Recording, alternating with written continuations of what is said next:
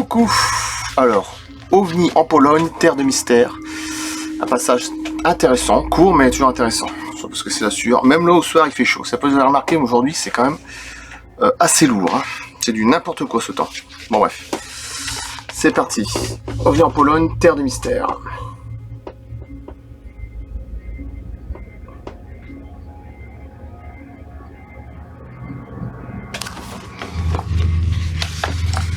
L'atterrissage de Nowiny 1943-1944. Cet incident singulier provient des archives des ufologues Piechota et Rzepicki.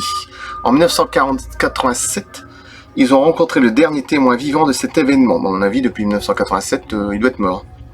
Des 5 protagonistes originaux, lequel avait 16 ans au moment des faits. L'affaire s'est déroulée en 1943 ou 1944 dans le petit village de Nowiny, dans la région de Chelm, dans l'est de la Pologne. Les auteurs n'ont pas réussi à établir avec certitude comment l'incident avait débuté, mais ce dernier a probablement commencé par l'atterrissage d'un étrange objet à une centaine de mètres de l'endroit où les témoins s'étaient abrités.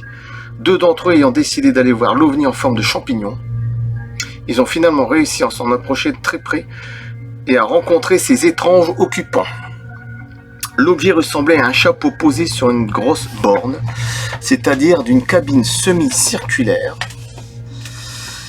semblait fixé à un cylindre situé en dessous. L'hémisphère comportait une rangée de hublots tandis que l'on pouvait voir sur le cylindre une porte coulissante et une petite échelle.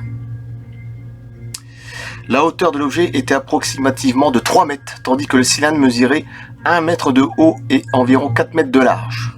Écrivent les auteurs. Le témoin se souvenait que 8 ou 9 êtres, donc il y en a 8 ou 9 des êtres, se tenaient près de l'objet. Leur apparence et leur comportement sont très semblables à ceux des récits postérieurs de la guerre. Les humanoïdes de Nowiny mesuraient approximativement 1,40 m et avaient l'allure générale d'êtres humains. La couleur de leur peau tirait sur le rose et lorsqu'ils souriaient,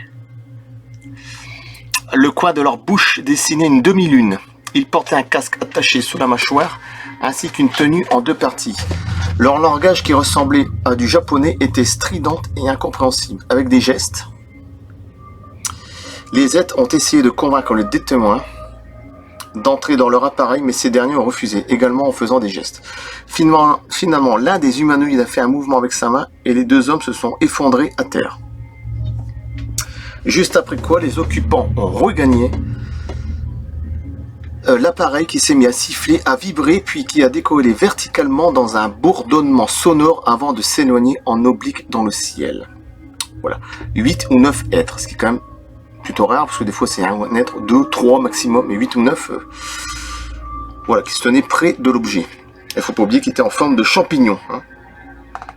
Un chapeau posé sur une grosse borne. Voilà. L'atterrissage de Nowiny 1943-1944, et je coupe. Merci. À bientôt.